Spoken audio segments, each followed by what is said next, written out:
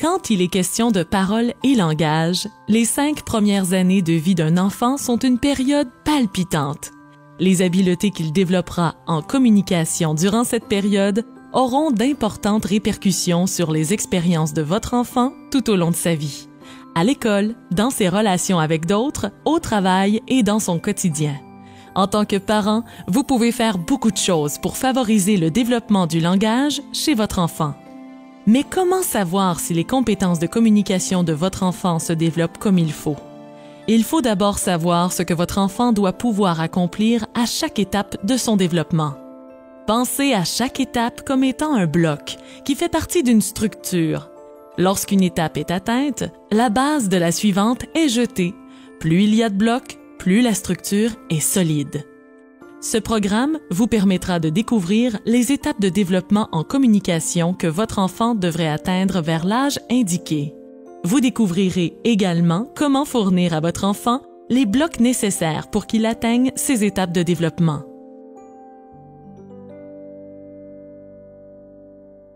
Entre les âges de 4 et 5 ans, votre enfant est probablement devenu très bon à s'exprimer et à raconter des histoires plus longues.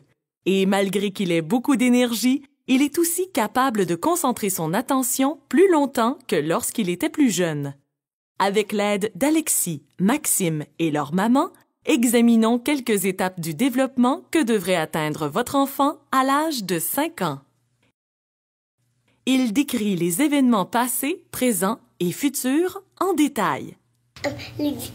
Tu l'appelles quand la madame elle dit « Fais attention parce que les dinosaures n'ont pas déjeuné. » Puis qu'est-ce qui arrive quand les dinosaures n'ont pas déjeuné? Ils vont nous manger. Ils vont nous manger. C'est pas vrai. Comme ça, allez voir tes photos. OK. Vas-y. C'était ça. On a sorti de chambre. Ça ici, c'était quoi? C'est quand t'allais voir? Lion King. Oh. Un spectacle de Lion King. La personne a pilé du feu. Mm-hmm. Moi, je pense que c'était un match-là qui se passe. Le petit lézard. Mm-hmm. Ça, tu peux-tu raconter l'histoire du lézard?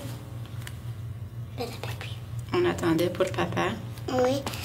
Et là, on a vu un lézard. Il y avait beaucoup de petits lézards qui se Maman, promenaient. c'est où ça? Il aime réciter et chanter des comptines et des rimes. C'est quoi donc? Lundi matin. Le roi, la reine et le prince sont venus chez moi pour nous serrer le lapin. Mais comme j'étais pas là, le petit prince dit, puisque comme ça reviendront mardi.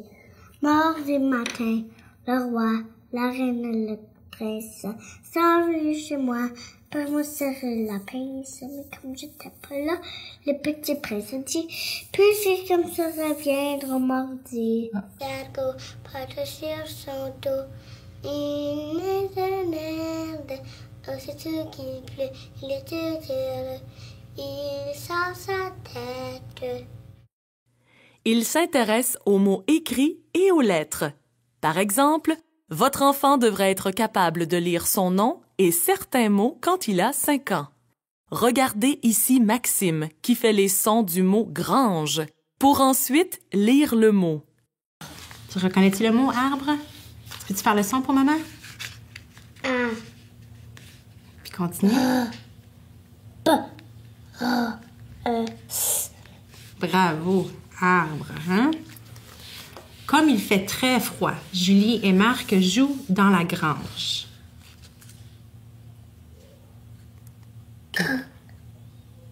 G. Oui, G, G, G.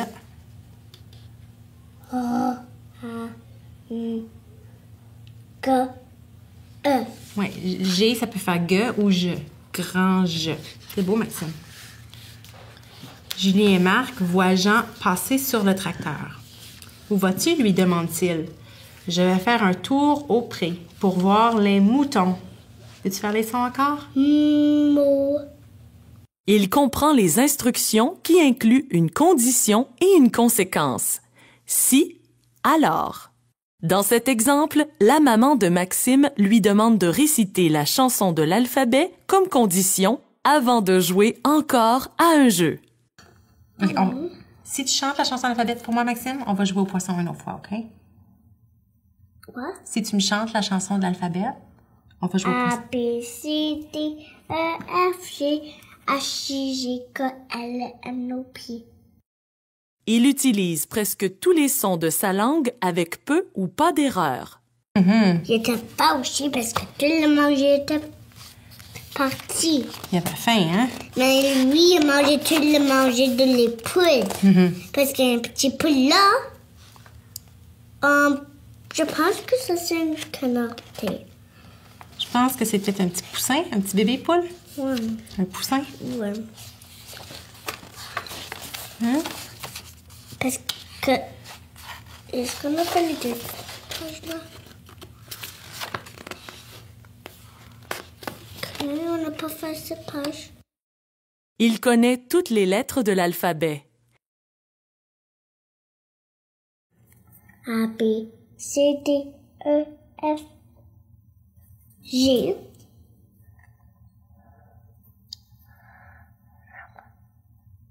Qu'est-ce qu'il y a après G?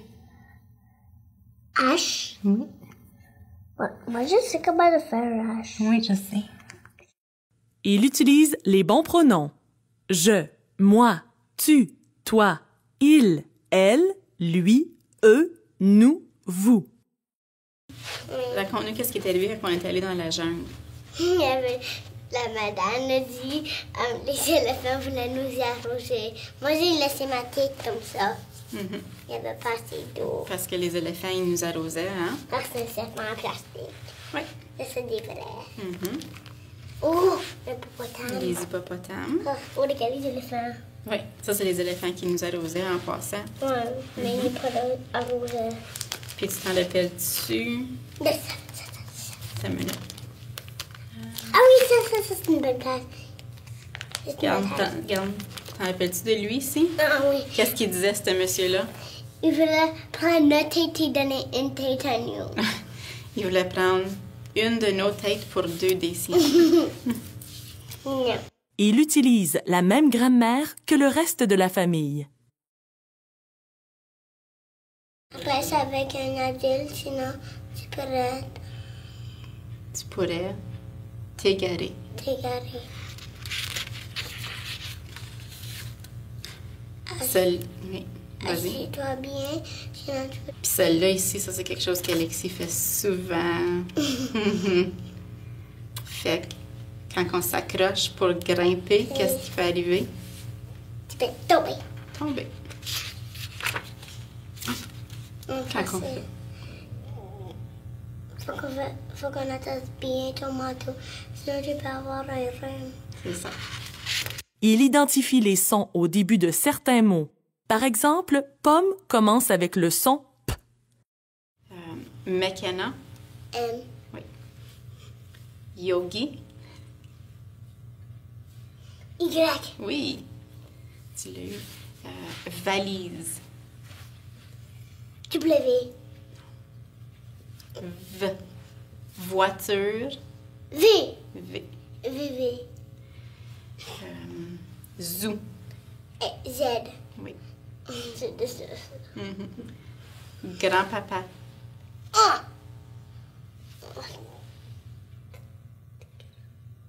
C'est plus difficile. C'est G. Papa. P. Voici quelques-unes des étapes que votre enfant devrait atteindre à 5 ans. Mais il ne faut pas oublier qu'il n'y a pas un enfant de pareil et que chacun atteint ces étapes à son propre rythme. Cependant, certains enfants ont de la difficulté à développer normalement leurs habiletés de la parole et du langage et peuvent avoir besoin de l'aide supplémentaire d'un spécialiste. Il est important que ces enfants reçoivent tôt l'aide dont ils ont besoin afin d'éviter les problèmes plus tard et pouvoir réaliser leur plein potentiel. Assurez-vous de consulter votre fournisseur de soins de santé si votre enfant semble timide et refuse de communiquer ou d'interagir avec d'autres, n'utilise pas des phrases complètes, a de la difficulté à suivre les consignes, ou si vous avez toute autre préoccupation concernant le développement de votre enfant. Examinons maintenant les stratégies importantes que vous pouvez utiliser comme parent pour aider votre enfant à développer ses compétences en communication.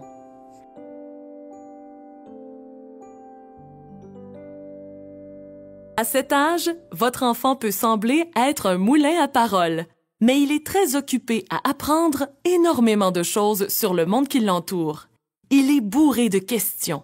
Il a une imagination fertile et il aime ouvrir des conversations et raconter des histoires. Ce sont toutes des compétences qui jouent un rôle important dans la réussite future de votre enfant à l'école.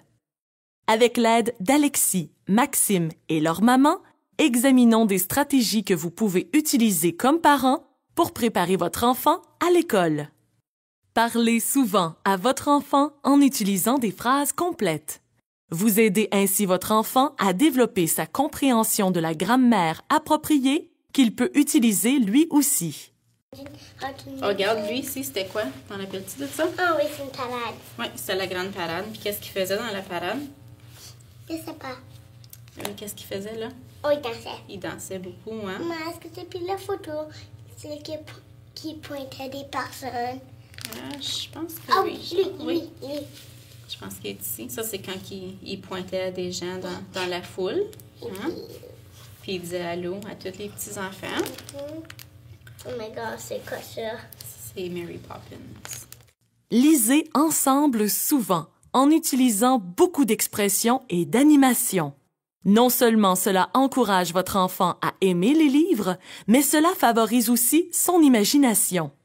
Les meilleurs livres pour les enfants à cet âge sont ceux dont les histoires sont plus complexes et qui contiennent plus de détails avec un excellent langage et des thèmes réels ou imaginaires. Les contes de fées, les histoires fictives ou factuelles sont tous des choix populaires. Tout en lisant une histoire avec votre enfant, faites une pause avant de tourner la page et discutez de ce qui va arriver après. Cela favorise la capacité de votre enfant à prédire, anticiper, planifier et imaginer. Il peut en plus faire preuve de créativité et inventer ses propres histoires. Qu'est-ce que tu penses qu'il y a dans une boîte à lunch? Une boîte à dîner. manger. Qu'est-ce qu'il y a dans une boîte à dîner? Devine. Attends, devine un petit peu avant. Qu'est-ce que tu penses qu'il va y avoir dedans? Du jus. Du jus, peut-être. Quoi d'autre? Pour manger, qu'est-ce qu'il y a à manger dans ça? Muffin. Un muffin, peut-être?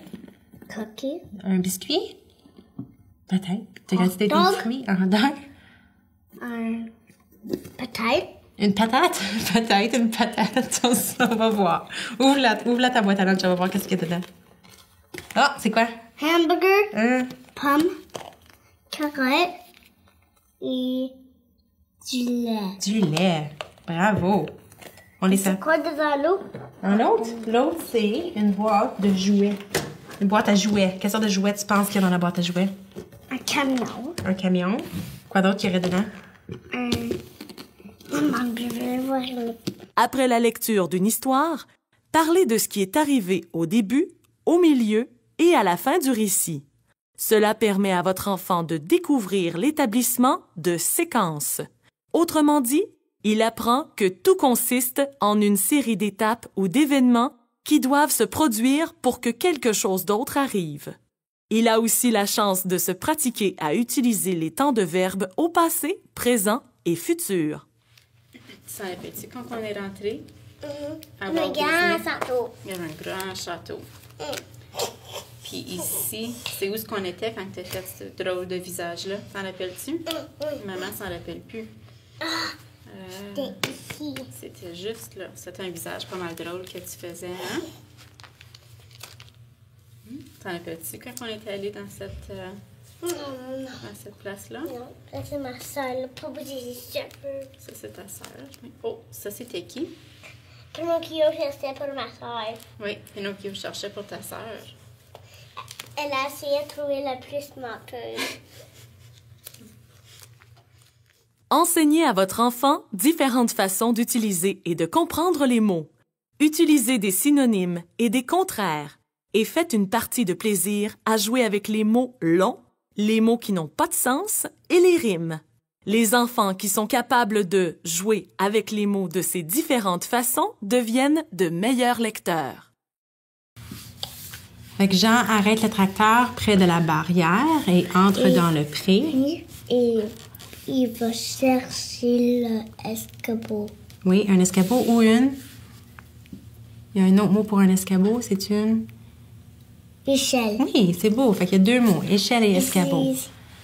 Fait que, comme exemple, une rime, si je dis soleil, qu'est-ce qui rime avec le mot soleil, Maxime? C'est quoi ça?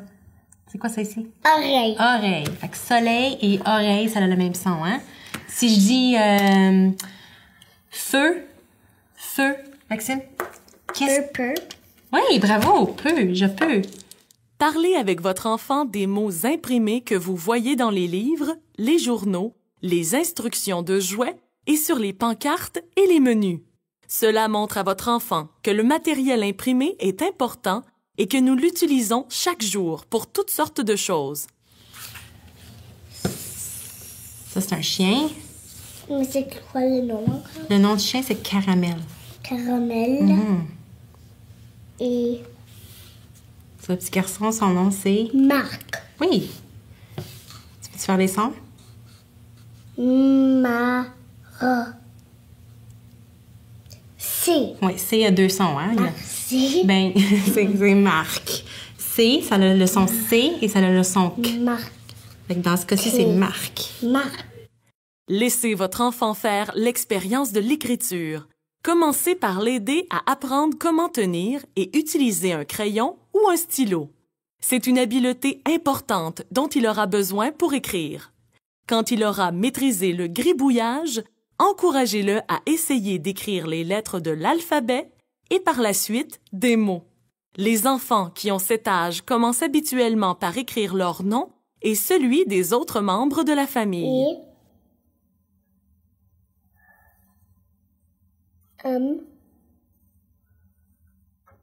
Et Bravo, Maxime. C'est beau. Maxime.